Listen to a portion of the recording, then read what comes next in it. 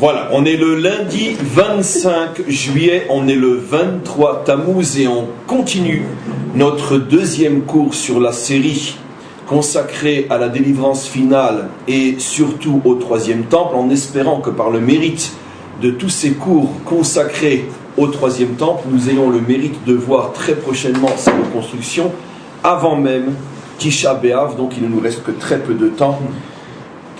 Combien ça fait donc très peu de temps finalement jusqu'à la construction du troisième temple. En tous les cas, on rentre directement dans le sujet. Je rappelle, comme je l'ai dit hier, qu'on a choisi un texte, un Mahamar de Chassidut du Rabbi, un Mahamar de Chassidut qui se trouve dans les Mahamarim Melukat, le 4e livre, à la page 333, et qui d'ailleurs concerne la parsha Massé, la parsha dans laquelle nous trouvons cette semaine. Et donc on reprend, et il avait expliqué, je ne reprends bien sûr pas toutes les notions, parce qu'il y en avait de très très nombreuses, les notions évoquées hier. Je vous laisse revoir le cours d'hier, afin de mieux comprendre le cours d'aujourd'hui. En tous les cas, c'est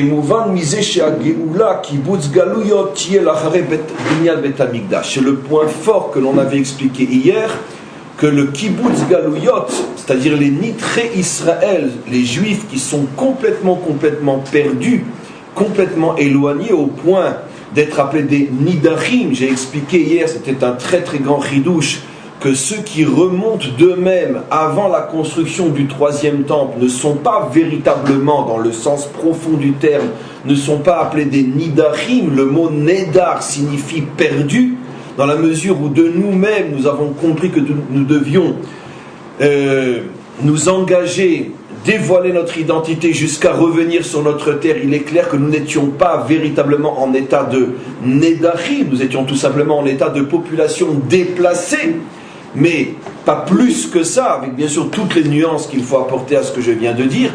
Mais par contre, les Nidachim sont les Juifs, et qui sont d'ailleurs très très très nombreux, qui n'ont même plus conscience d'être Juifs.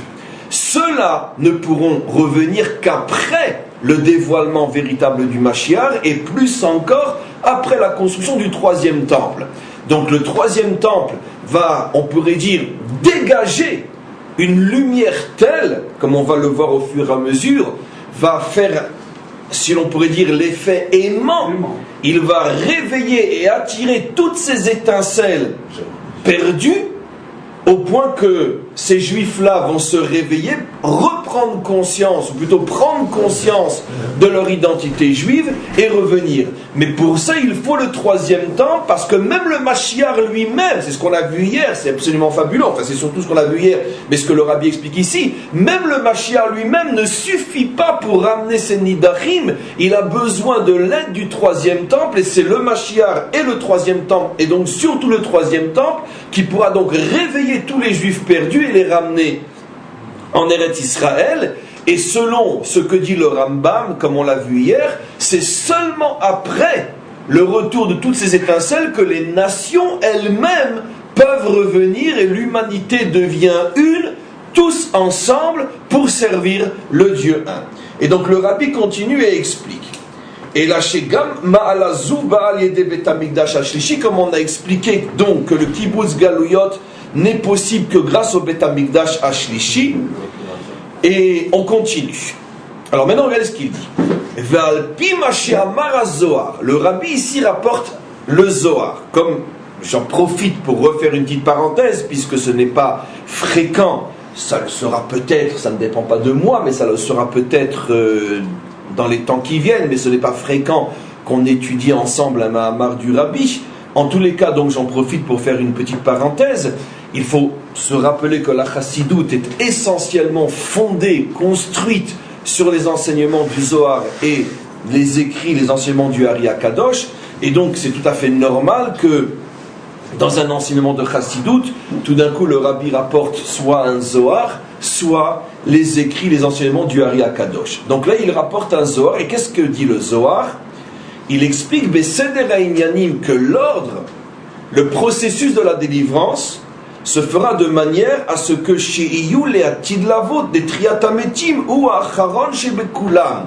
que le Zohar explique que la dernière étape de la délivrance, c'est ce que l'on appelle Triat Hametim.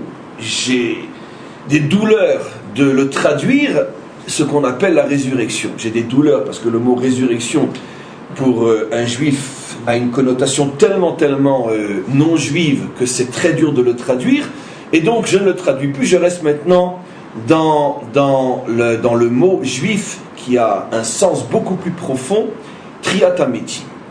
Et donc le Zohar explique, et vous allez voir que si c'est le Zohar, c'est pas du tout évident, le Zohar explique que l'aboutissement, la dernière étape de la délivrance, c'est Triat Hametim. Alors, déjà, première remarque, et ça semble être une évidence, tout le monde sait que ça se termine par Triat Hametim. Pourquoi on a besoin d'un Zohar pour révéler une chose que les enfants de 6 ans savent? Tout le monde sait, bien que personne ne comprend, mais en tout cas, tout le monde sait que l'aboutissement, c'est la réparation de la faute de Adam, qui signifie, entre autres, la résurrection, Triat Hametim. Donc pourquoi a-t-on besoin d'un Zohar pour révéler une chose pareille, dans la mesure où on sait que les enseignements du Zohar sont des enseignements qu'on ne peut trouver nulle part ailleurs, et si le Zohar ne l'avait pas dit, nous n'aurions jamais pu le savoir. Donc la question est énorme, encore une fois, comment se fait-il qu'un fait historique connu des enfants d'Israël se trouve dans le Zohar? La réponse est extraordinairement profonde et puissante. Le Zohar, son chidouche, c'est d'expliquer que Triat Hametim est l'aboutissement de la délivrance. C'est-à-dire ce n'est pas une étape finale dans l'histoire, mais c'est l'aboutissement de la délivrance. C'est-à-dire, comme va l'expliquer le Rabbi, c'est-à-dire que c'est une des étapes de la délivrance, l'étape fondamentale de la délivrance, comme si toute la délivrance n'était là que pour arriver à Triat Hametim. C'est-à-dire que l'expression la plus élevée de la délivrance, de la Géoula, est Triat Hametim. Je ne sais pas si vous comprenez que j'ai rajouté quelque chose d'essentiel, mais oui, et ça va être expliqué au fur et à mesure pourquoi c'est essentiel. Pourquoi? Parce que, effectivement, les enfants de 6 ans, pour ne pas dire 99% d'Israël, ne le savaient pas. Tout le monde pensait que la délivrance, c'est effectivement un processus qui commence peut-être par le retour d'Israël sur sa terre, d'abord, peu importe, par le dévoilement du Mashiach, le retour d'Israël sur sa terre, la construction du 3e temple, la fin réelle de l'oppression, des guerres, des malheurs et tout la réunification de l'humanité dans le service divin. Point, ça s'arrête là. Après, ce que l'on pensait, c'est que, afin de pouvoir rentrer dans la vie éternelle, qui est une sorte de deuxième étape ou de nouvelle étape, il faut passer par la résurrection. Oui. C'est pas le Lamada, savoir avec ça. Et justement, c'est ce qu'on croyait, mais c'est pas ce que dit le Zohar. Ce n'est pas ce que dit le Zohar. Je suis en train de dire ce que vous dites, mais qui est faux. Ce que tout le monde pensait est que Triat Hametim est la première étape de ce qu'on appelle le monde à venir. C'est-à-dire, pour pouvoir rentrer dans le monde à venir, qui est le monde éternel, il faut donc Triat Hametim, car si on n'est pas éternel, comment rentrer dans le monde éternel? Donc, ce qui veut dire que Triat Hametim, on pensait que ça faisait partie de quelque chose de complètement différent. C'est-à-dire, une fois que toutes les étapes de la délivrance sont terminées, et que d'une certaine manière, la première partie du projet est terminée, on commence maintenant une nouvelle partie, ou un nouveau projet, qui commence lui-même par la résurrection. Or, le Zohar nous dit non, absolument pas. Triat Hametim fait partie de la fin du premier projet, et le Zohar ne fait absolument pas allusion, bien sûr il sait que ça existe, mais ne fait absolument pas allusion à ce qu'on appelle le monde à venir, c'est-à-dire l'entrée dans l'éternité. C'est pas ça ce dont parle le Zohar. Le Zohar parle de Triat Hametim comme étant l'étape fondamentale qui termine la délivrance. Dit d'une autre manière, que toute la création ou toute l'histoire telle que nous la connaissons depuis que la Torah en parle a pour aboutissement Triat Hametim. Je ne sais pas si vous comprenez. Or, pourquoi j'insiste? Parce que, je vais vous donner un exemple dans la vie de tous les jours, et je vais précéder énormément ce que le Rabbi va expliquer. Si quelqu'un, en principe, on est plus ou moins tous en bonne santé, on peut avoir un accident de parcours, être malade et être guéri. Très bien. Mais personne ne va dire que notre histoire a commencé pour avoir la guérison. Parce qu'apparemment, la maladie qui a nécessité la guérison est un accident de parcours, parce que l'on conçoit que la normalité, c'est du moins ce qu'on souhaite en théorie, c'est de pouvoir vivre le plus longtemps possible sans être malade, donc sans avoir besoin de se soigner et sans avoir besoin de guérir. Donc, maladie, guérison, maladie, soin et guérison est plutôt perçu comme un accident de parcours dont on aurait préféré se passer. Vous comprenez ce que je veux dire? Or, il est clair que la Géoula, telle qu'on le comprend, c'est l'aboutissement, la finalité, le pourquoi, le but de toute la création. Toute la création n'a commencé que pour arriver à cette étape ultime des dévoilements de la délivrance.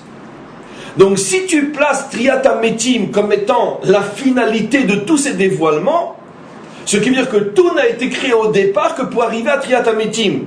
J'insiste lourdement parce que vous allez voir que le Rabbi explique ces notions-là d'une manière complètement révolutionnaire, à l'envers de tout ce qu'on a toujours compris.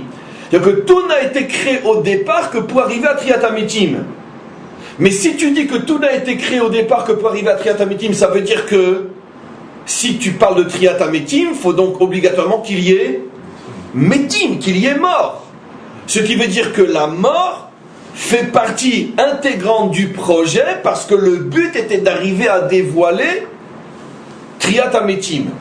Ce n'est pas un accident, c'est-à-dire que si Adam n'avait pas fauté, je parle maintenant en langage très simple et bêtement religieux, si Adam n'avait pas fauté, donc il ne serait pas mort, et s'il n'était pas mort, on n'aurait pas eu besoin de Triat HaMetim. Donc tout ça fait partie d'un processus apparemment accessoire, secondaire, dont on aurait pu se passer en théorie, bien sûr. Non! Le Zohar, pas la Chassidut, le Zohar explique que l'aboutissement de la délivrance, donc le but ultime, c'est d'arriver à Triat HaMetim. Ce qui veut dire que cela place la faute de Adam, la mort et toutes les chutes et toutes les erreurs, les fautes, les catastrophes de l'histoire et de l'humanité, cela place toutes ces notions-là dans une perspective extrêmement positive, du style, ça ne pouvait pas être autrement, parce que s'il n'y a pas mort, chute, catastrophe et catastrophe, comment peut-on arriver au niveau de Triat HaMetim? Ce qui veut dire que, et ça c'est d'une certaine manière le point le plus fondamental, non j'exagère, l'un des points les plus fondamentaux du judaïsme, et c'est peut-être à cet endroit-là, plus que partout ailleurs, où il prend, on pourrait dire, une tangente, un tournant qui le place à l'extrême absolu opposé du christianisme, en ce sens que, dans la vision chrétienne, la mort est, d'une certaine manière, quelque chose qui est lié à la faute, à la catastrophe, et toute l'histoire du monde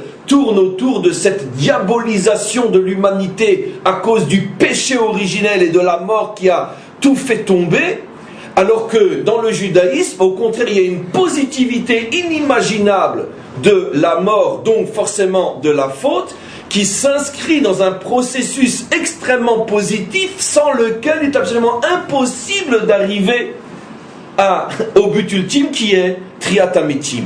C'est la raison pour laquelle, d'une certaine manière, nous appelons, nous, un cimetière Bet Achayim, l'endroit de la vie, comme si par ce nom on voulait se forcer d'une certaine manière, s'obliger à comprendre qu'il y a dans ce processus de la mort quelque chose d'extrêmement positif qui n'a rien à voir avec la monstruosité diabolique telle qu'elle est expliquée ailleurs. Donc je reprends maintenant le texte. Yesh lomar, et donc il faut comprendre, chez Gilui Ha'ma'ala chez Bet HaMikdash HaShlishi. Maintenant écoutez bien, on va aller doucement.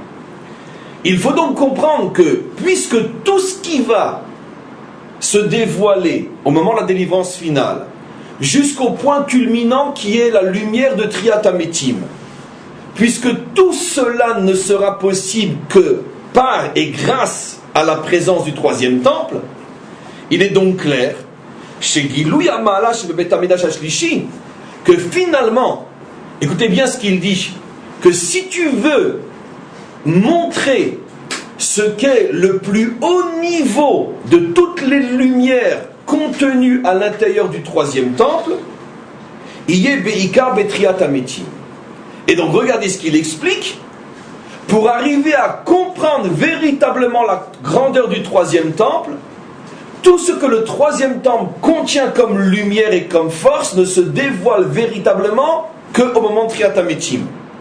Là aussi, c'est donc la preuve comme quoi Triat HaMetim n'est pas la réparation d'un accident, la résurrection n'est pas la réparation d'un accident, mais on pourrait dire un fait, une étape fondamentale, indispensable, sans laquelle l'essentiel ne peut pas être dévoilé. Et comme, encore une fois, qui dit Triat HaMetim dit qu'il faut d'abord qu'il y ait mort, ce qui veut dire que le Zohar affirme donc que la mort est extrêmement positive, donc la faute est extrêmement positive, comme on va le voir dans quelques instants, je ne fais qu'anticiper. La faute, la mort, toutes les chutes font partie d'un projet extraordinaire sans lequel nous ne pourrons pas arriver à atteindre les lumières de la délivrance qui sont contenues dans le troisième temple.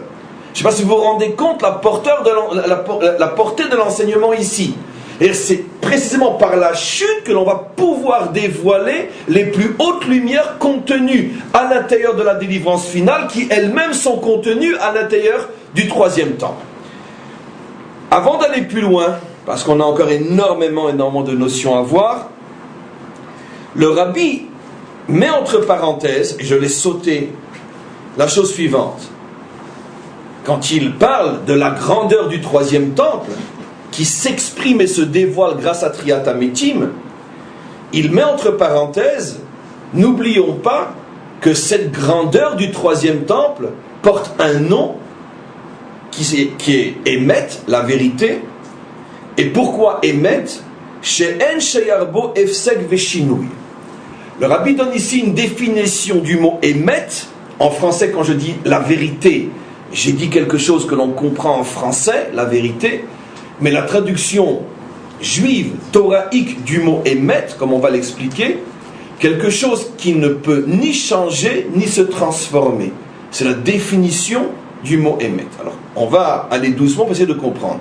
Pourquoi le rabbi, tout d'un coup, ici nous parle, quand il rapporte le Zohar qui parle de la grandeur du troisième temple qui se dévoile au moment de Triat HaMetim, pourquoi fait-il rentrer le mot Emet?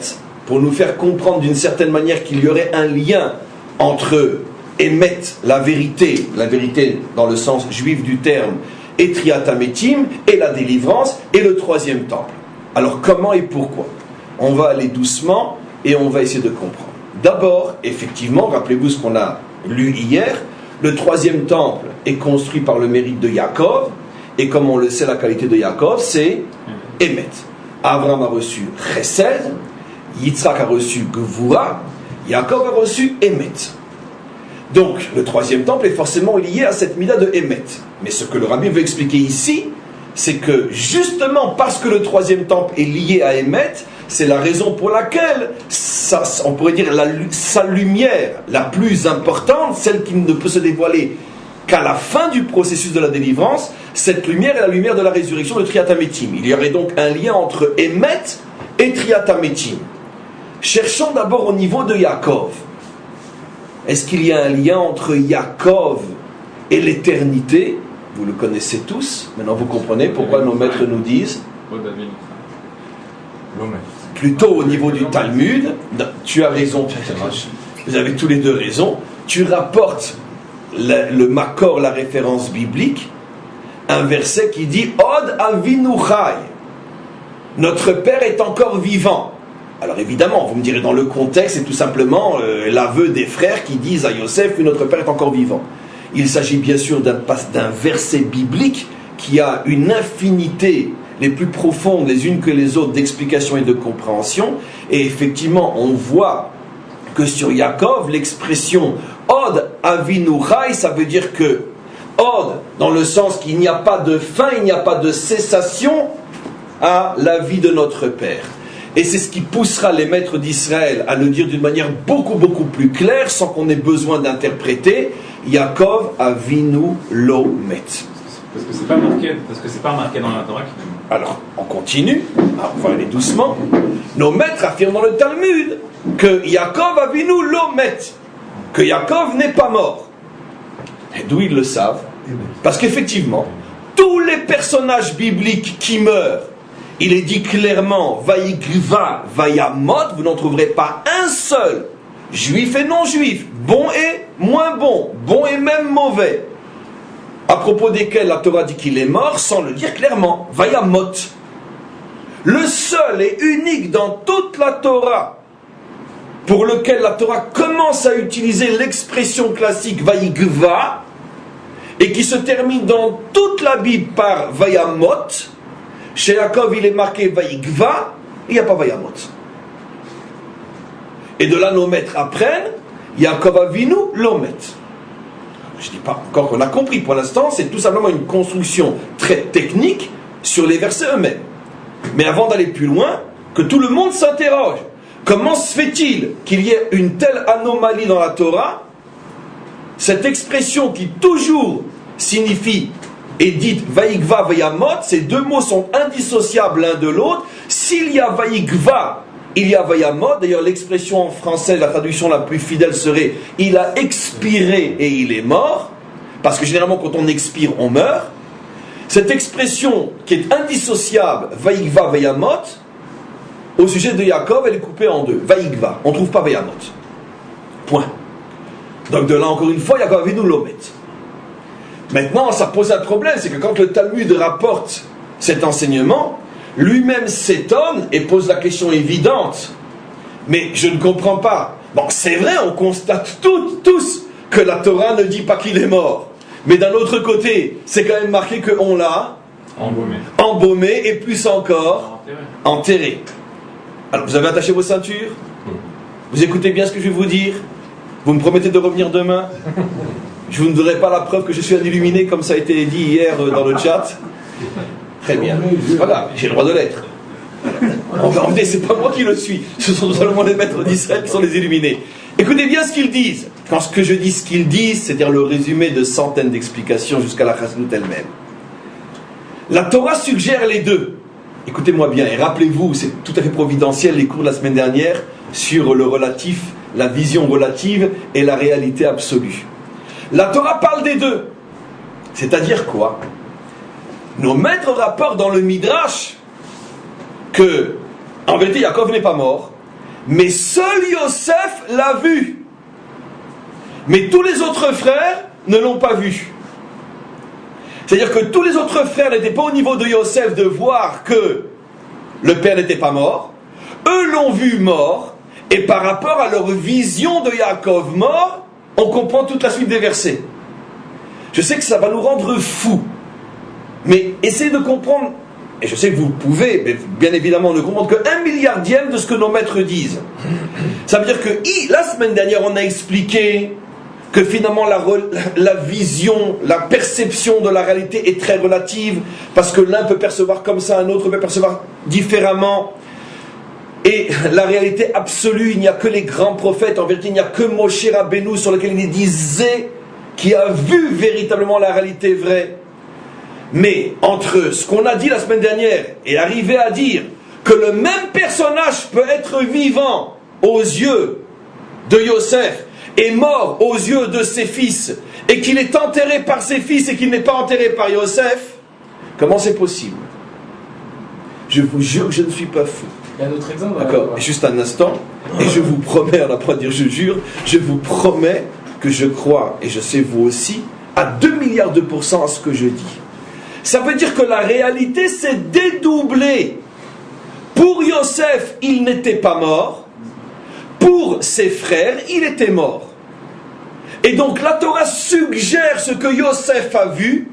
C'est pour ça qu'il n'est pas dit il est mort, mais ça c'est ce que Yosef a vu.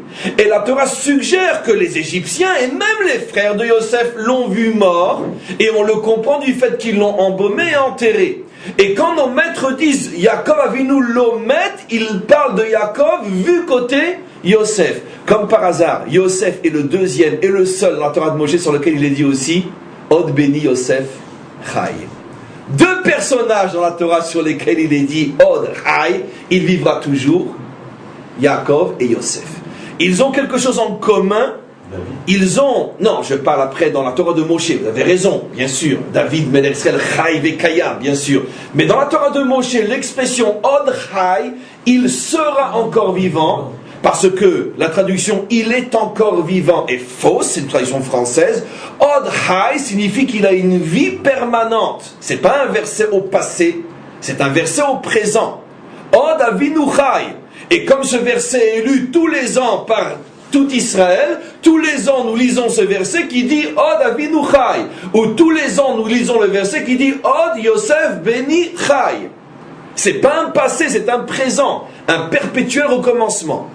Donc deux êtres qui sont appelés dans la Torah vivants, les deux qui sont liés, comme on le sait, à Midat à Emet, puisque Yaakov est Emet, et la véritable Tolda, le véritable héritier de Yaakov, c'est comme on le sait, Ele Toldot Yaakov Yosef.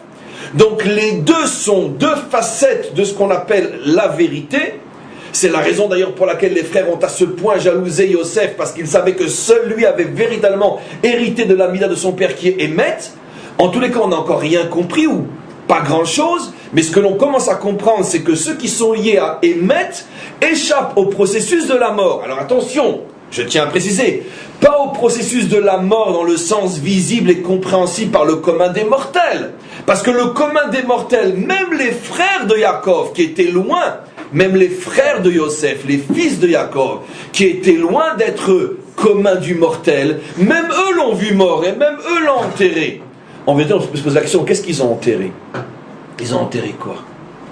Mais donnons un exemple simple dans la vie de tous les jours. Quand moi je touche le mur, je sens du fermé. Mais quand un rayon laser ou une photographie laser qui voit de l'autre côté du mur tape sur le mur, elle voit, elle ressent le mur fermé? Non, elle ne le ressent pas fermé. D'ailleurs, on le sait tous, 90% de la matière est du vide. 99,99999 est du vide. Ce qui veut dire que qui a raison? Celui qui traverse le mur ou celui qui est bloqué par le mur? Au même moment, la même réalité réagit de deux manières différentes pour deux créations de nature différente. Pour l'homme, le mur est fermé, il ne traverse pas. Pour le rayon laser, qui est aussi une création, le mur n'existe pas, il le traverse. Ce n'est même pas qu'il le traverse, c'est que le mur n'existe pas. Il passe tout simplement dans l'endroit du vide. Tout simplement. C'est ça la vérité. C'est pas qu'il traverse l'atome. Traverser du tout. Il passe par le vide, qui est 99,9% de la matière. Donc, d'une certaine manière, ce que Yaakov, ce que les frères, ce que les fils ont enterré, c'est le corps de Yaakov tel que les fils le perçoivent. Ce que Yosef n'a pas enterré, ce qu'il a continué à voir, c'est le même Yaakov perçu sur un autre plan de vision. Je sais que c'est très déstabilisant ce que je dis, mais si on s'imaginait à quel point c'est vrai. Comprenez? Ok. Donc de là, bien sûr, on peut construire à l'infini des notions sur des notions qui nous montrent une fois de plus que l'on vit à l'intérieur. Rappelez-vous ce fameux Zohar la semaine dernière. Asur bereite mocho. Que finalement, la réalité n'existe qu'à l'intérieur de mon seul et unique cerveau. Et ce qui est extraordinaire, c'est que je ne sais même pas ce que tu vois de la réalité. Et je ne serai jamais sûr que tu vois la même chose que moi. Tu sais pourquoi? Parce que je ne suis pas dans ton cerveau, tu n'es pas dans le mien. Alors c'est sûr qu'entre ta vision et ma vision, les nuances seront malgré tout encore très minimes. Parce que quoi qu'il en soit, on fait partie plus ou moins des mêmes catégories cérébrales. Mais imaginez-vous une créature qui a un cerveau complètement différent. Alors lui, c'est sûr qu'il ne verra absolument pas ce que nous voyons. Yosef faisait partie d'une catégorie dont le cerveau et les sens fonctionnent radicalement différents de ceux de même ses frères. Et la même chose, ils ne le voyaient pas de la même manière. Donc, on continue à avancer. On voit qu'effectivement nos maîtres disent Yaakov Avinu l'omet. Donc il est lié à cette notion donc d'éternité, de Triat Ametim. Mais allons encore un petit peu plus loin. Et pourquoi c'est lié à la qualité de Emet? Pourquoi la vérité est justement la qualité qui permet d'atteindre ce niveau de non-mort? En hébreu, ça ressort d'une manière géniale. Vous le savez tous. Comment on écrit le mot vérité en hébreu? Aleph, Mem, Tav.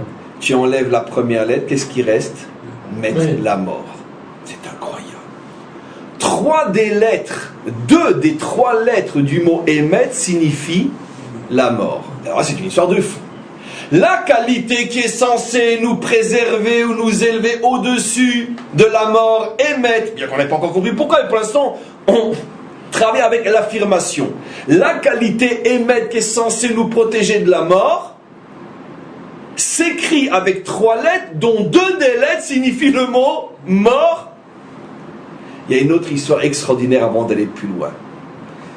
Le Talmud raconte une histoire qui, à mon avis, est une parabole, mais une histoire extraordinaire.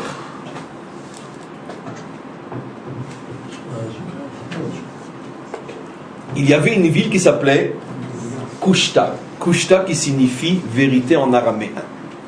Et dans cette ville, disent nos maîtres, personne ne mourrait jamais, parce que comme son nom l'indique, et comme on est en train d'expliquer, c'était la ville de la vérité, donc la ville de la vérité, automatiquement personne ne meurt.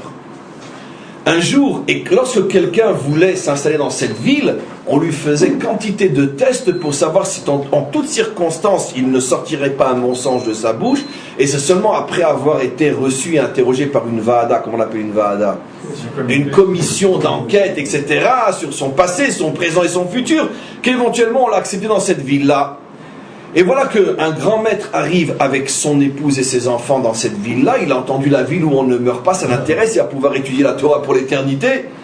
Et il se présente à la commission d'enquête et il réussit et il passe, ce qui est très rare, il est accepté dans cette ville-là. Au bout de quelques mois, quelqu'un meurt dans la ville. Tout le monde fait une enquête, c'est possible. Il n'est jamais mort personne dans cette ville-là, qu'est-ce qui se passe? Ils font une enquête et il se dirige vers le nouveau, c'est peut-être lui, on l'a peut-être mal questionné. Qu'est-ce qui s'est passé? Qu'est-ce que tu as fait? Il dit, mais moi j'ai pas dit de mensonge, je vous promets, j'ai pas dit de mensonge. Et finalement, il dit, ah oui, je me rappelle. Qu'est-ce qui se passe? Sa femme était en train de se doucher. Écoutez bien l'histoire jusqu'où elle va. Et une amie, une voisine, a toqué à la porte parce qu'elle avait besoin de parler à son épouse.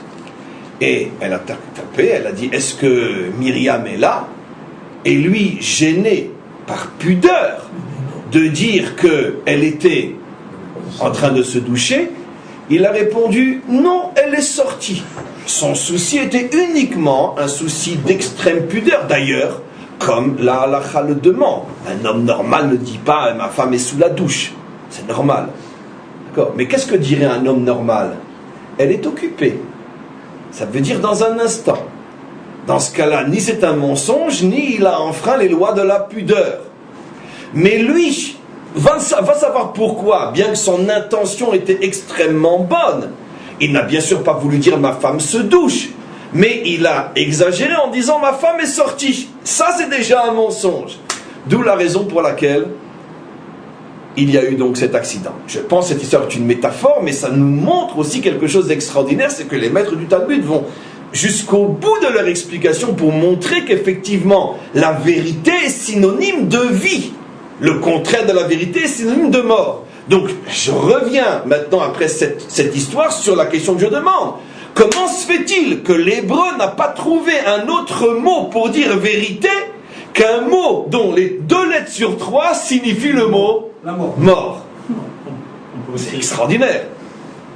À part la signification du Aleph du 1 qu'on va probablement voir, mais il y a aussi le fait qu'en hébreu, pour dire l'inverse, quelque chose de, quand on dit possible et impossible, on met un Aleph avec un Yud, donc Efchar et I Efchar, donc il y a Met et à la limite Imet qui est le contraire de l'un. Tu l'expliques de la manière grammaticale. Absolument. En hébreu, lorsque l'on veut dire le mot par son contraire, par exemple, comment Efchar, I-Efchar, possible, impossible, on rajoute un Aleph devant. Un Aleph conjugué avec un Yud, parce qu'on le lit I. Donc il a trouvé, même grammaticalement, qu'effectivement le Aleph inverse. Et donc, il voudrait dire que c'est exactement ce qui se passe sur le mot émet. En vérité, émet, ça signifie quoi? Émet, la vraie traduction du mot émet, c'est la non-mort. Extraordinaire. Donc maintenant, on a compris. C'est extraordinaire. Tu ne sais pas à quel point c'est extraordinaire ce que tu viens de dire. C'est incroyable. Et donc maintenant on a compris qu'en vérité, le mot vérité n'existe pas dans la Torah. Dans la Torah, il y a le mot mort, et il y a émet, qui signifie le contraire de la mort. Je voulais expliquer différemment, je vais maintenant construire sur ce que tu as dit toi, et je vais dire ce que je voulais dire, et je vais rejoindre les deux. Donc, encore une fois, le mot mort, le mot vérité n'existe pas. Il y a ce qu'on appelle l'impossibilité de mourir, la non-mort, émet, et ça c'est la vérité. Ne pas mourir, c'est la vérité. C'est pour ça que le Rabbi explique ici entre parenthèses, émet, chez En Shayar Bo Efsek Veshinui. Tout ce que tu as expliqué. Comment se fait que le Rabbi explique que émet, c'est ce qui ne s'arrête pas et ne se transforme pas? Bon, c'est peut-être juste aussi, mais c'est une des composantes de la notion émet, mais c'est pas la première qu'on dit. Émet, c'est la vérité. C'est pas le non-changement, c'est pas le non-arrêt. Mais c'est exactement ce que tu as expliqué. C'est clair que le Rabbi fait allusion à son explication. Que la véritable traduction du mot émet, c'est ce qui ne s'arrête pas, ce qui ne meurt pas. Évidemment. Maintenant, pourquoi c'est représenté par la lettre Aleph? Parce que comme on le sait, la lettre Aleph représente d'abord celui qu'on appelle Aloufo Shel Olam, Alouf, le maître du monde. Le Aleph fait allusion au maître du monde. Mais pourquoi la lettre Aleph fait allusion au maître du monde? Parce que comme on le sait tous, la lettre Aleph, dans sa forme, c'est la lettre de la synthèse entre les différences, entre les extrêmes. Puisque le Yud d'en haut représente le monde d'en haut, le Yud d'en bas écrit non seulement en bas, mais à l'envers du Yud d'en haut, puisque l'un est écrit comme ça et l'autre est écrit comme ça, pour montrer que non seulement il y a le monde d'en haut et le monde d'en bas, mais qui sont à l'extrême opposé l'un de l'autre, puisque le monde d'en haut, la pointe, sa base est en bas, alors que dans le monde d'en bas, sa base est à l'envers, et la tête tourne dans le sens contraire, vous comprenez ce que je veux dire, un Yud inversé, et rattaché par le Vav, le fameux 6, les cours de la semaine dernière. Comment? Et donc, automatiquement, on comprend que la lettre Aleph symbolise quoi? L'union des contraires. Donc, qu'est-ce qu'est la vérité? La vérité est l'union parfaite des contraires. Et lorsque tu arrives à unir les contraires, tu es dans Imet, tu ne meurs plus. Dit d'une autre manière, qu'est-ce que c'est la mort? La mort, c'est la désunion. Dit d'une autre manière, qu'est-ce que c'est le mensonge? Le mensonge est l'absence d'unité. Ce qui veut dire qu'en hébreu, il n'y a pas véritablement de mot pour parler de la vérité ou du mensonge. Il y a l'union qui signifie la vie, et il y a la désunion qui signifie la mort. Ce sont les véritables concepts au niveau de la traduction juive profonde de ces notions-là. Donc qu'est-ce que c'est le mot émet? La non-mort, c'est tout simplement le dévoilement, l'apparition du Aleph, la capacité de réunir les contraires. C'est tout le personnage de Yaakov. Qu'est-ce qu'il est Yaakov si ce n'est la réunion des contraires? Le chesed de son grand-père, la gvoura de son père, réunis à l'intérieur du même homme. Je me suis trompé, la droite c'est le chesed de son grand-père, la gvoura côté gauche de son père, réunis dans le même homme, ils mettent et ils ne meurent plus. Oui. Il y a aussi la notion du 1 qui est différente qui indique qu'il n'y a pas de changement, parce que Shinui ça vient de Sheni, comme dit le Rabbi, En Shinui, donc En Sheni, il n'y a pas de changement. Puis dans le F-Sec, il y a, je crois, le Manito avait rapporté, je crois, au nom du Shra Kadosh, que Yitzhak avait, le nom de Yitzhak se décomposait en Ketz et en Chai. Que Chai, il avait été donné à Yaakov et que Ketz était donné à Esav. Donc il n'y a pas de Ketz dans Yaakov, il n'y a pas de fin NF-Sec comme dit le Rabbi. Razak. Je reprends la première explication parce que la deuxième est un peu déjà très compliquée.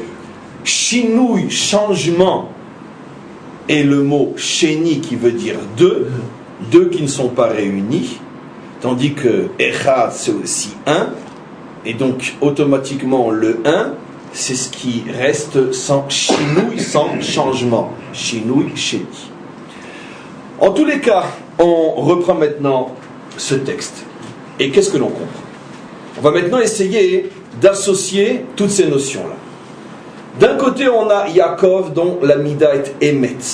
Yaakov ne meurt pas, avec tout ce qu'on a expliqué de très très complexe au sujet de la vie ou de la mort de Yaakov, mais en tous les cas, à notre niveau, la raison est parce qu'il représente la Mida de Emet, qui est non la vérité. Ne traduisons plus jamais, bien que je vais le faire dans 5 minutes, peu importe, mais au niveau au moins de notre compréhension, nous ne traduirons plus jamais le mot Emet par vérité, mais nous traduirons le mot Emet par la réunion des contraires. Aleph, Yud, Yud, Vav. Dès que tu réunis les contraires, tu échappes au phénomène de la mort. On revient maintenant au temple. Le temple dévoile Triat HaMetim, le troisième temple, ce qui veut dire que le troisième temple va dévoiler la lumière de l'unité. Forcément, c'est le troisième qui est la réunion des deux premiers. Le premier construit par le mérite d'Abraham, le deuxième construit par le mérite de Yitzhak, deux temples aux antipodes l'un de l'autre, représentant des caractères spirituels à l'extrême opposé, vient le troisième pour les réunir. S'il les réunit, forcément, qu'est-ce qu'il dévoile? La vie éternelle, Triat HaMetim, Emet. Donc on commence à comprendre comment les choses fonctionnent. Mais rappelez-vous aussi ce qu'on avait posé comme question. Si tu dis que Triat HaMetim est l'aboutissement de tout le processus, ce qui veut dire qu'il est absolument impossible de ne pas mourir. Donc la mort n'est pas un accident. Donc la faute n'est pas un accident. Parce que si on n'avait pas fauté et on n'était pas mort, on n'aurait donc pas pu dévoiler Triat HaMetim. Forcément. C'est le Tov Meod. C'est le Tov Meod des maîtres d'Israël qui disent que Tov Meod fait allusion à la mort. On comprend maintenant tous ces textes-là dans une perspective complètement nouvelle. Donc la faute, la mort font partie intégrante du processus. Ben, c'est évident maintenant, on comprend. Si l'aboutissement est le dévoilement de l'unité, ça veut dire finalement le retour à l'un de tout ce qui était à l'extrême opposé l'un de l'autre.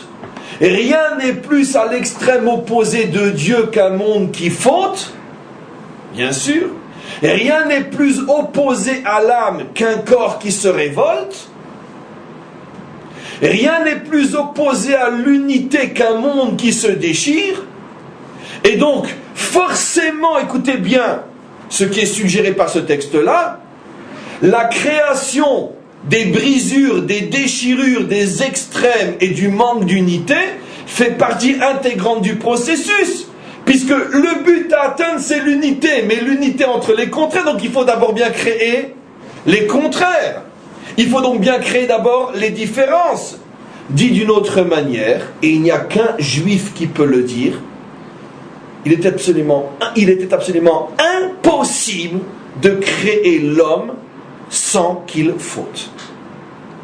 C'est absolument impossible. C'est une notion qui n'est pas forcément fondamentalement nouvelle. On a déjà vu ça dans les cours sur la création. Mais dans le cadre, dans le contexte du cours d'aujourd'hui, ça sonne d'une manière extrêmement plus forte. Ça veut dire que, je dirais même plus encore, comme dirait l'autre, Tournesol, je crois. Oui. Je dirais même plus encore. La seule véritable création qui porte véritablement le nom de création, c'est quoi? C'est la faute ou la mort. Voilà.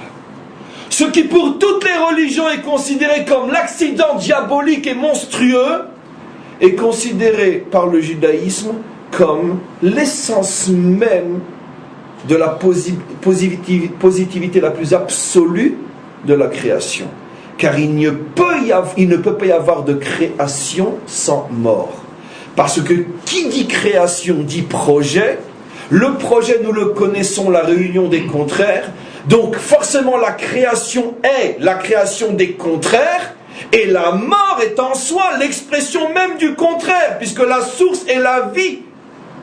Dieu, source de vie. Mekor Chaim. Donc son contraire est forcément la mort.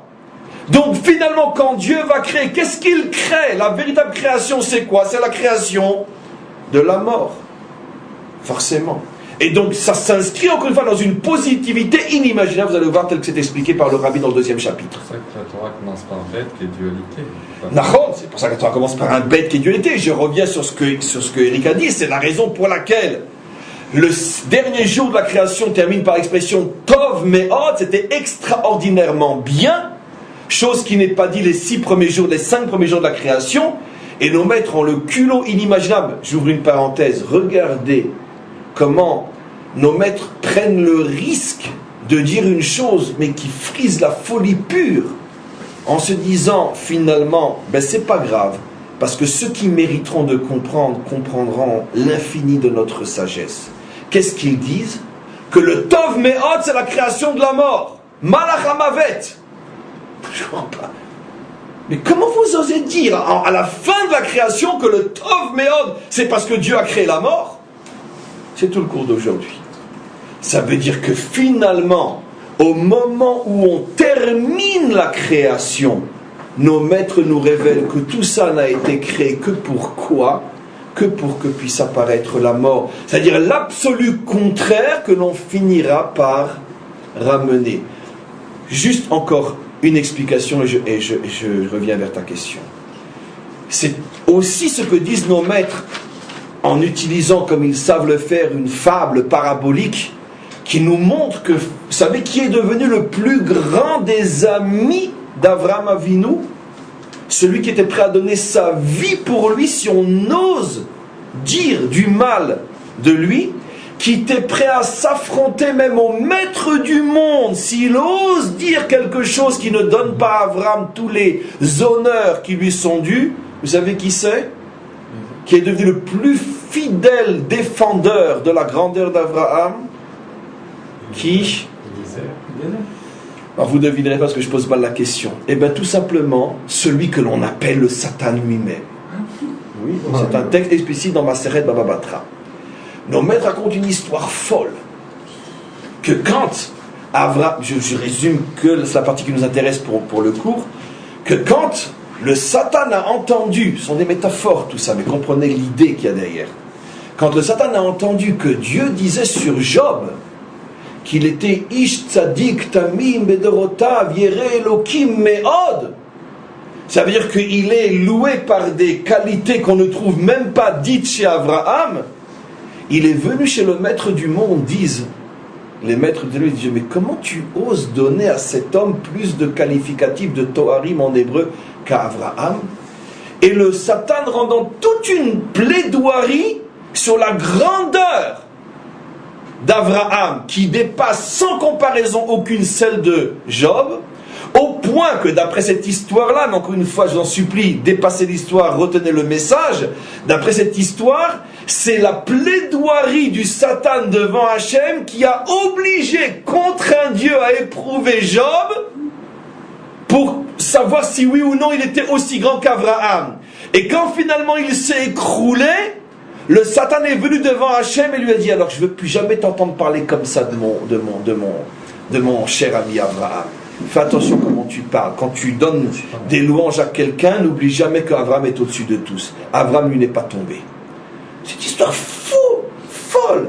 Mais qu'est-ce que nos maîtres veulent nous montrer? Que Abraham fait partie de cette lignée des justes jusqu'au Mashiach, qui lui plus que tous, qui sont arrivés à réunir les contraires. Et quelle plus grande réunion des contraires que de ramener le Satan à être l'ami des justes. C'est une notion que vous ne trouverez jamais nulle part ailleurs. C'est un des joyaux de notre Torah. Où vous trouverez, même dans les religions idolâtres qui ont aussi leur forme de mal avec leur nom, etc., où vous trouverez quelque part que l'on explique que la finalité du juste, c'est de ramener et d'en faire son plus grand serviteur et son plus grand défenseur, celui qui incarne d'une manière métaphysique l'essence même du mal et des forces négatives. Comment, où vous trouvez une chose pareille? Parce que nos maîtres savaient que tout ça n'a été créé que pour finalement être réintégré. Et donc finalement, il n'y a aucune diabolisation du diable, parce que dans son essence, le Satan est dans son essence le plus fidèle et le plus grand et le plus sincère ami des justes. Oui. Richard, on sort dans la création, on sort du Aleph de Dieu pour aller au Beth de Bereshit, mais après on doit réunir et repartir, revenir au Aleph pour faire la synthèse. Donc comme le dit Benarouche, on doit aller au Olam Haba, et l'Olam Haba c'est Beth Aleph, c'est quand on revient du Beth quand on va dans la direction du Beth au Aleph. C'est ce qui est expliqué aussi sur Boel Paro. Bo el Paro. Va vers Pharaon, ça veut dire que tu reviens à la source du Bet vers le Aleph, absolument. On continue, mes amis, et on va rentrer dans le texte qui suit. Oui. Oui. Vous parlez dans la création, justement, le culte de la mort, ça inclut dans la création. Mais quand on pense... J'ai pas parlé de culte de la mort, allez-nous, attention au mot que j'en parle. Pas le culte de la mort, mais dans le sens où que la mort... La positivité de la mort, le culte, c'est quelque chose d'horrible. Alors c'est ça ma question, mais quand les sages... Mais corrige ce que tu as dit, c'est pas le culte de la mort, allez-nous. Mais dans le sens où quand les sages en parlent, lui, c'est ça que je voulais dire, c'est plutôt lui, une fois il en parle de la mort, c'est plus un culte de la mort dans ce cas-là. C'est plutôt un désespoir face à la mort. Anochi oler lamout velamazeli bechora. On va tous crever, qu'est-ce que j'ai besoin du droit d'aînesse? Lui, il en fait un culte.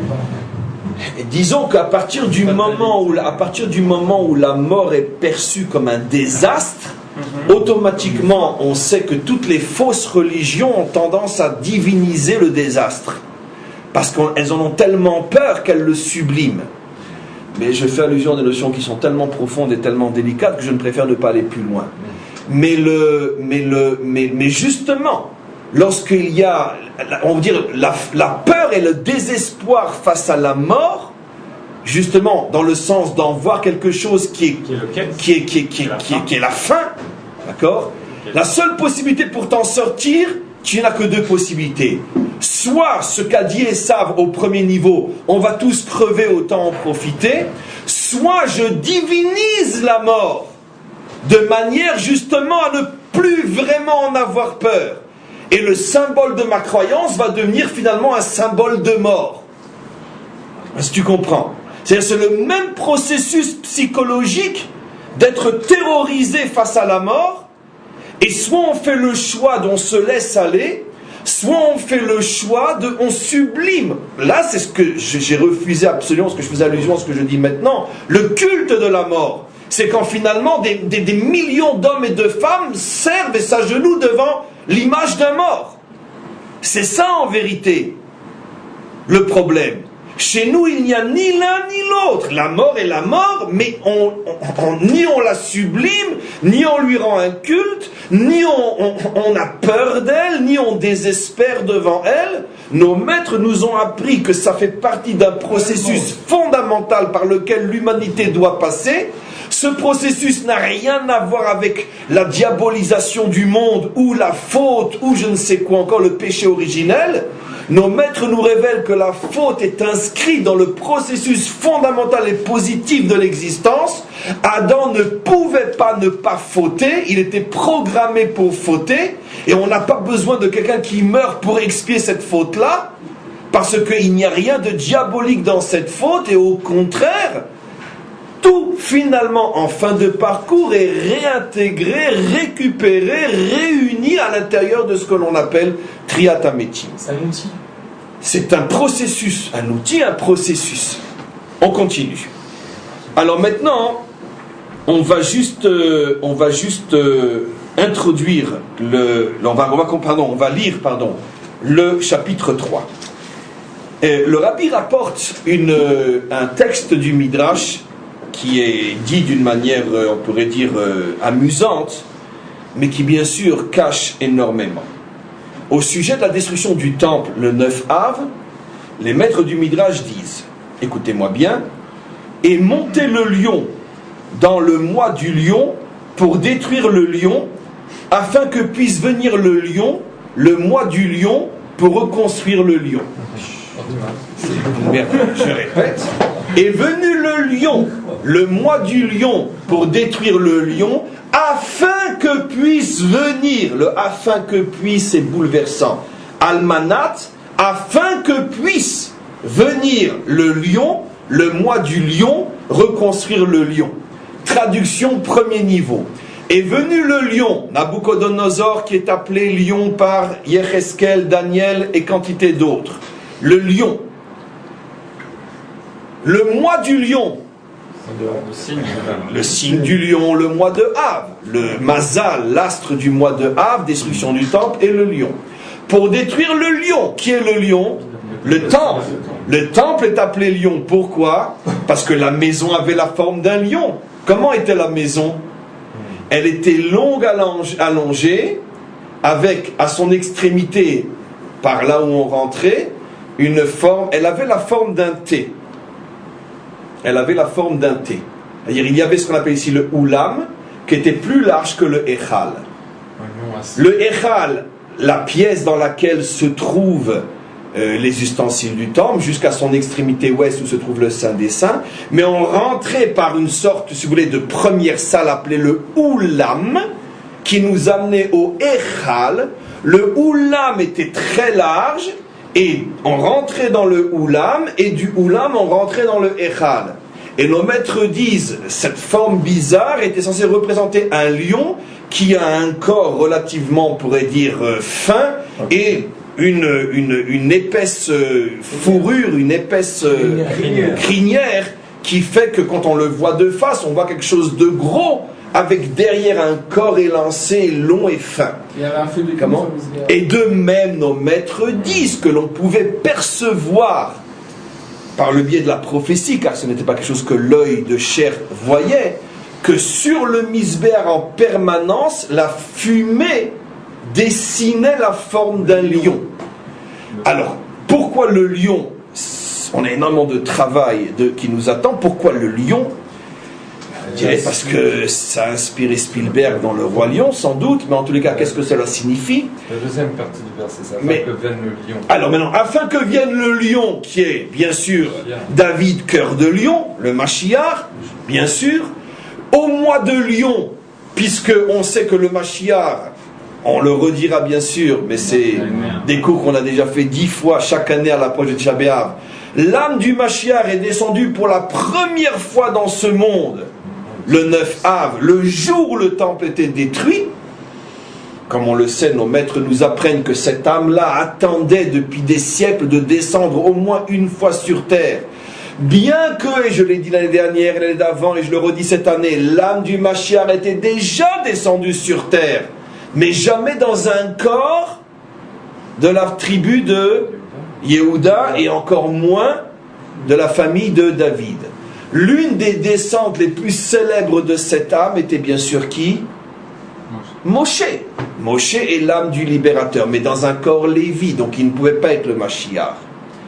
Et cette âme était descendue d'autres fois, et même plus ou moins de nombreuses fois, mais jamais dans le contexte qui permet la délivrance. Parce que pour qu'il y ait délivrance, il faut l'union des différences. Âme, corps. Et il manquait toujours au niveau du corps. L'âme s'y trouvait, mais le corps, le réceptacle n'était pas le bon. Et chez David, Shlomo, c'était pas l'âme du Mashiach. Alors maintenant, on va continuer. La première fois que cette âme descend dans le bon réceptacle, c'est ce fameux Tisha B'Av, le deuxième, destruction du deuxième temple, pas le premier.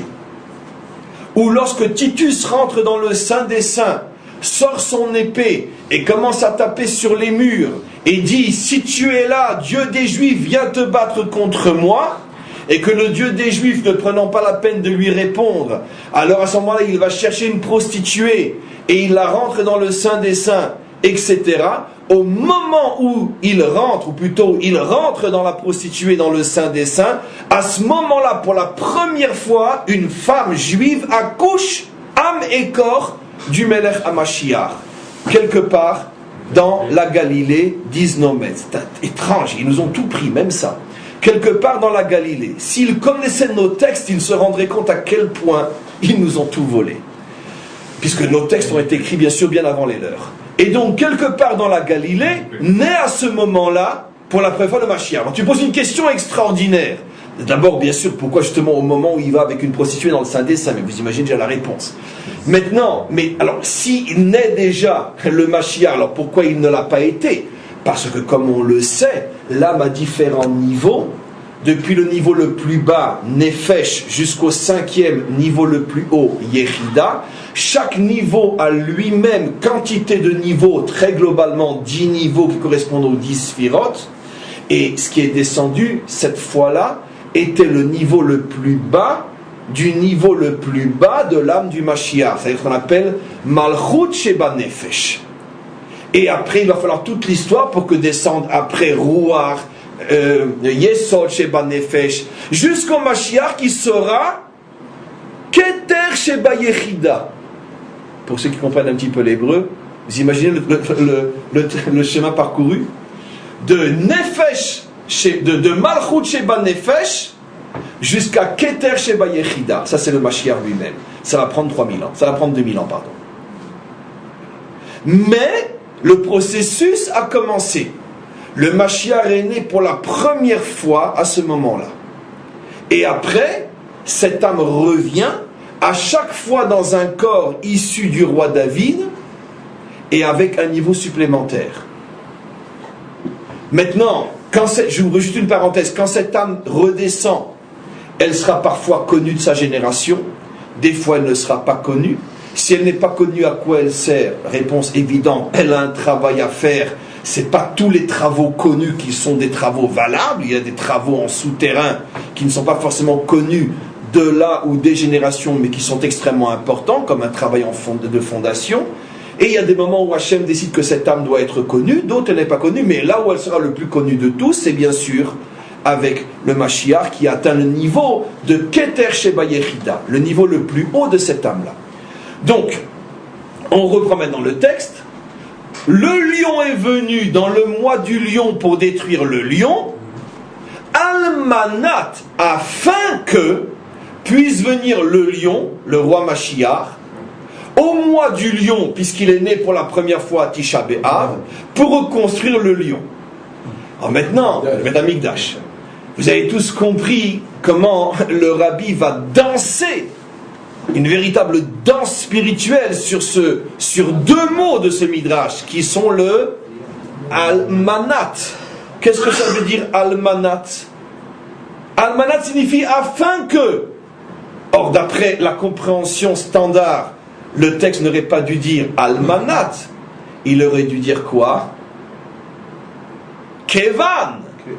Puisqu'est venu le lion au mois du lion pour détruire le lion, Kevan zé, puisque, alors viendra le lion au mois du lion pour reconstruire le lion. Ça veut dire, comme il y a eu un accident, il faut bien réparer. Mais le texte le dit à l'envers. La destruction est venue afin que puisse se produire la venue. Un texte explicite qui montre une fois de plus, selon la lecture profonde des maîtres d'Israël, que la destruction, que la reconstruction n'est pas la réparation de l'accident, que le soi-disant accident est une étape fondamentale pour arriver à la construction. Il n'y a pas de Mashiach sans destruction du temple. C'est pas parce que le temple a été détruit qu'on a besoin du Mashiach. C'est pas parce que on est malade qu'on va chez le médecin. C'est parce que le monde avait besoin de dévoiler ce médecin extraordinaire qu'il a besoin de passer par le stade de la maladie. Parce que si personne n'est malade, on ne va pas faire appel, on ne va pas chercher le médecin. Et comme le monde a besoin de ce médecin, mais qu'il ne s'en rend pas compte, alors on lui dévoile sa maladie pour l'obliger à aller chercher le médecin. De la même manière, si le temple n'avait pas été détruit, jamais Israël n'aurait cherché le Mashiach. On va bien sûr approfondir ces notions extrêmement profondes. Et donc, pour susciter la recherche et pour provoquer la venue, Hachem est obligé d'envoyer le lion au mois du lion pour détruire le lion. Et tout ça, Almanat, dans le but d'amener le lion, le mois du lion, pour reconstruire le lion. Ce qui veut dire que la chute fait partie du processus. Et non un accident qu'on aurait pu éviter. On ne pouvait pas éviter cette chute-là. Ce qui veut dire que là, le rabbi va beaucoup plus loin. Mais c'est même pas le rabbi, c'est le rabbi. Le midrash va beaucoup plus loin. Jusqu'à présent, on avait expliqué que la faute de Adam Arishon fait partie du processus fondamental. Mais là, à la rigueur, vous me direz, de toute façon, Adam Arishon, on n'y comprend rien. Sa faute, on n'y comprend encore moins rien. Et donc, de toute façon, quoi qu'on dise, ça ne nous dérange pas. Mais dire que la destruction des deux temples, car là, on parle des deux temples, puisque le Mashiach est né à Tisha B'Av au deuxième temple, fait partie d'un processus positif. Là, c'est déjà beaucoup plus dur, puisqu'on a quand même nos textes, on a nos prophètes. On voit très bien que, apparemment, le comportement négatif de ces générations a provoqué la destruction, donc comme quelque chose qui aurait pu être évité s'ils s'étaient bien comportés. Et voilà que le Midrash, pas le Rabbi, le Midrash dit non, même ça s'appelle Almanat. Ça veut dire que fondamentalement, dans la profondeur du processus, il y a un mécanisme inévitable, comme si finalement les fautes ne sont là que pour voiler la raison essentielle qui est qu'il faut passer par là pour arriver au dévoilement de la délivrance. On peut effectivement se poser une question, et si on n'avait pas fauté, comment qu'on y serait arrivé? Alors, comme on verra, le rabbi fait allusion à cette question, entre parenthèses, stupide, et il y répond. Pourquoi la question est stupide? Parce que, et si? Il n'y a que Paris qu'on met en bouteille avec des si, comme on le sait. Mais dans la mesure où les choses se sont passées comme elles se sont passées, c'est que ça ne pouvait pas se passer autrement. Donc, le si est idiot. Mais supposons qu'à titre théorique, on demande et si? Qu'est-ce qui se serait passé? Le rabbi répond, de toute façon, les temples auraient été enlevés, parce que de toute façon, ce n'était pas les bons, il fallait arriver au troisième. Simplement, on peut donner un exemple. Il ne le dit pas ici clairement, mais il le dit dans d'autres textes. On peut donner un exemple très simple. Quand tu as une vieille maison que tu veux remplacer par une belle maison parce que tu as reçu de l'argent ou un héritage ou tu as bien gagné ta vie et tu veux, il y a deux possibilités. Il peut y avoir tout d'un coup des bandits qui viennent et qui y mettent le feu, ou un tremblement de terre qui fait que la maison s'écroule, avec aussi énormément de pertes et dégâts et fracas et blessures et toutes les souffrances qui accompagnent une attaque de bandits ou une guerre ou un tremblement de terre. Mais sauf que la maison est détruite, tu vas pouvoir enfin maintenant construire l'autre, ou tu peux toi-même apporter les ouvriers avec un tracteur, un bulldozer, et gérer la destruction et reconstruire positivement ça. Mais de toute façon, destruction il doit y avoir. Le rabbi répond, mais il ne s'étend pas trop sur la réponse à ceci, parce que le si est idiot, ce qui s'est passé, ce qui devait se passer. Mais supposons, pour satisfaire ceux qui aiment les questions, on pourrait dire abstraites, si Israël n'avait pas fauté, alors on aurait détruit le temple nous-mêmes pour reconstruire le troisième. Mais de toute façon, ni on a besoin de la question et ni on a besoin de la réponse, parce que de toute façon, ce qui s'est passé, c'est ce qui devait se passer. De la même manière que Adam a été programmé pour fauter, et c'est ce à quoi font allusion nos maîtres lorsqu'ils disent que le Tov Me'od, c'est la création du mal, ça veut dire que il a été créé avec le mal pour fauter. De la même manière, toutes les générations qui ont sombré dans l'idolâtrie et pire encore, étaient d'une certaine manière programmées pour descendre dans ces choses-là, parce que ça fait partie d'un processus qui amène finalement la délivrance finale.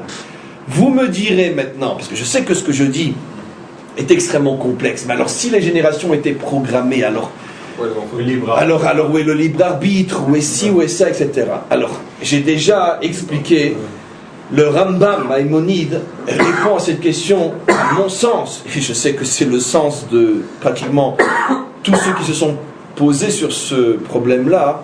Le Rambam, d'une manière grandiosement simple, a répondu à cette question. Le problème du libre arbitre. Alors, où se place l'homme si tout est programmé? Et le Rambam, dans Mishneh Torah, répond d'une manière fabuleuse. Il dit, c'est comme si je dis la chose suivante.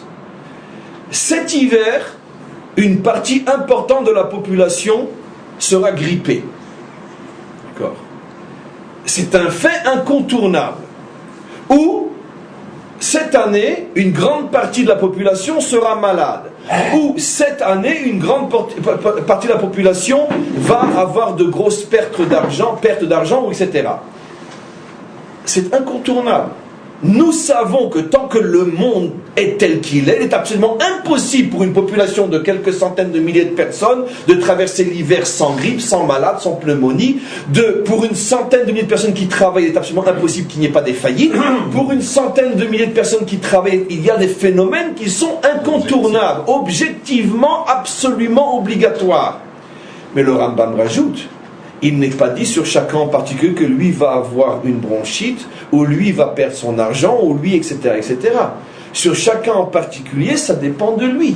S'il se couvre bien, dit le Rambam, et qu'il fait attention à son alimentation, à son hygiène de vie, à ses fréquentations, au moment où il sort, et comment qu'il s'essuie la tête après s'être douché et sortir dehors quand il fait moins 15, s'il fait attention, s'il a une hygiène de vie, dit le Rambam, il n'y a pas de raison de penser qu'il sera malade. De même, s'il fait bien ses affaires et qu'il respecte toutes les lois du commerce matériel et spirituel, surtout pour un juif, il n'y a aucune raison de penser qu'il fera faillite. Mais c'est sûr qu'il y aura des faillites.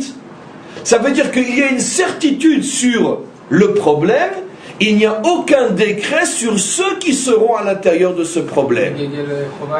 Voilà, exactement. Donc ici, c'est exactement la même chose. Il était absolument certain que les générations en question devaient fauter pour arriver à la destruction du premier et deuxième temple. Mais maintenant, à l'intérieur de ces générations-là, sur chacun en particulier, on ne te demande pas de faire partie de ceux qui fautent. Maintenant, question idiote. Alors si tous font comme moi et ne fautent pas, alors comment le temple va être détruit? On a déjà répondu à cette question idiote. T'inquiète pas, on apportera déjà les bulldozers nous-mêmes. Mais quoi qu'il en soit, on comprend donc, et de toute façon il fallait quand même l'expliquer parce qu'on ne pouvait pas rester sur cette question sans réponse, qu'il n'y a pas de contradiction. Les mécanismes au niveau global sont prévus. Le choix de chacun d'entre nous, comment il se positionne à l'intérieur de ce mécanisme, ça c'est prévu. Et la preuve, c'est que même dans les époques qui ont amené la destruction du temple, il restait des centaines de milliers de justes qui n'ont pas fauté. Et cela n'était pas programmé pour ne pas fauter, les autres programmés pour fauter. La génération était programmée pour avoir une majorité de fauteurs qui amènerait à la destruction du temple. Mais les centaines de milliers, voire même peut-être quelques millions, parce qu'il y avait de nombreux millions de juifs à ces époques-là, les quelques 2, 3 ou 4 millions qui n'ont pas fauté, cela n'était absolument pas programmé et tout aurait pu s'inverser. 4 millions parmi les fauteurs auraient pu, s'ils avaient fait le bon choix, se trouver du côté des non-fauteurs, et les non-fauteurs, s'ils avaient fait de mauvais choix, auraient pu se trouver du côté des fauteurs. Donc, le choix individuel est préservé, et ça, c'est le principe fondamental du libre arbitre qui traverse l'histoire tel que Israël le comprend. Oui. La difficulté, c'est évidemment de faire attention quand on dit de positiver la faute. On ne peut évidemment pas de khatrila dire je vais fauter parce que c'est positif pour faire avancer l'histoire, etc. C'est toute la difficulté de... Alors, ça ne pouvait être qu'un Suisse qui fasse une remarque pareille. La rigueur, le sérieux, la précision montrale. Évidemment, c'est absolument évident et tu fais bien le préciser. On est tellement dedans qu'on ne se rend même plus compte qu'il y a des évidences que tu fais bien de rappeler. Tout ce que nous disons, le problème c'est pourquoi je ne l'ai pas encore dit, soit parce que j'ai oublié, soit parce qu'on a encore énormément de textes à voir sur cette notion elle-même, à partir de demain. Mais tu fais bien, en tout cas de le préciser aujourd'hui pour ceux qui n'écouteront que ce cours, que quand on parle de positivité, la faute, ce n'est jamais a priori, c'est toujours bien sûr a fortiori. Ça veut dire a posteriori. Et ça veut dire quoi a fortiori? C'est toujours a posteriori. Ça veut dire que évidemment, on n'a pas le droit, les khatrila, a priori, de se dire, mais puisque la faute finalement amène au bien, donc allez, lâchons-nous et fautons. On sait très bien que les maîtres du Talmud disent sur celui qui dirait ça que celui-là ne fera jamais teshuva. On ne le laissera pas faire teshuva. On parle d'un processus, d'un mécanisme que l'on a vécu et comment on se positionne, comment on le comprend, comment on réfléchit, comment on analyse ce processus. C'est à ce niveau-là qu'intervient la notion de positivité. Ça veut dire que les fautes ont été faites, les chutes ont été faites, les catastrophes ont eu lieu. Maintenant, qu'est-ce qu'on fait? On se désespère, on baisse les bras, on se tire une balle dans la tête, ou ce qui n'est pas mieux, on minimise, on est indifférent, on passe l'éponge. Non, deux extrêmes tout aussi mauvaises l'une que l'autre. Une faute est une faute, et il faut savoir qu'une faute est grave, mais d'un autre côté, c'est pas une raison pour se désespérer. Ah, alors si je me désespère pas, c'est donc c'est pas si grave que ça. Non, c'est très grave, alors quoi faire? Étudier profondément la Torah et comprendre comment une chose qui, bien que grave, est malgré tout inscrite dans un processus fondamental qui, du début jusqu'à la fin, est bon. Comment les deux choses sont possibles? Et c'est ça tout le but de l'histoire, et c'est précisément la puissance du dévoilement de la délivrance finale, de nous aider à comprendre que tous les contraires, le bien, le mal, le bien et la faute, l'âme et le corps, les bons et les méchants, les justes et les criminels, que toutes ces différences s'inscrivent dans un processus qui, en fin de parcours, réunit et unit toutes ces notions-là à l'intérieur d'une notion unique qui s'appelle Triatametim, la résurrection, qu'on n'a pas encore véritablement expliqué, qu'on commencera à expliquer à partir de demain, et on arrête le cours pour aujourd'hui.